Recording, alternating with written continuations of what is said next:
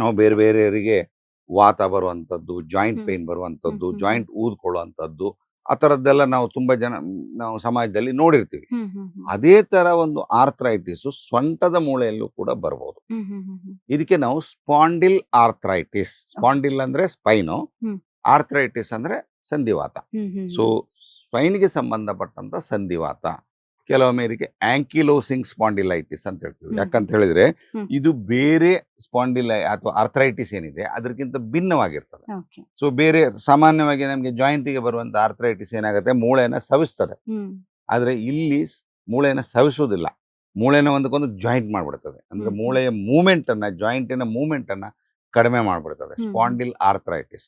ಆ ಕಾರಣದಿಂದಲೂ ಕೂಡ back pain ಬರ್ಬೋದು. ಅದು ಹ್ಮ್ ಹೆಚ್ಚಾಗಿ ಬೆಳಿಗ್ಗೆ ಏಳುವಾಗ ಜಾಸ್ತಿ ನೋವಿರುವಂಥದ್ದು, ಎದ್ದು ಹೇಳಕ್ಕಾಗಲ್ಲ, ಹಾಸಿಗೆಯಿಂದ ಹ್ಮ್ ಹೇಳಕ್ಕಾಗಲ್ಲ, ಹ್ಮ್ ಹ್ಮ್ ಎದ್ದು ಒಂದು 1/4 ಗಂಟೆ ಆ ಕಡೆ ಈ ಕಡೆ ಓಡಾಡಿದಾಗ ಪೇನ್ ಕಡಿಮೆ ಆಗ್ತದೆ. ಅದೆಲ್ಲ ಆರ್ಥ್ರೈಟಿಸ್ನ ಒಂದು ಲಕ್ಷಣ. ಹ್ಮ್ ಅದು ಸಂಧಿವಾತ ಇರ್ಬೋದು ಅಥವಾ ಈ ಫ್ಯಾಸೆಟ್ ಜಾಯಿಂಟಿನ ಆರ್ಥ್ರೈಟಿಸ್ ಇರ್ಬೋದು. ಹ್ಮ್ ಹ್ಮ್ ಹ್ಮ್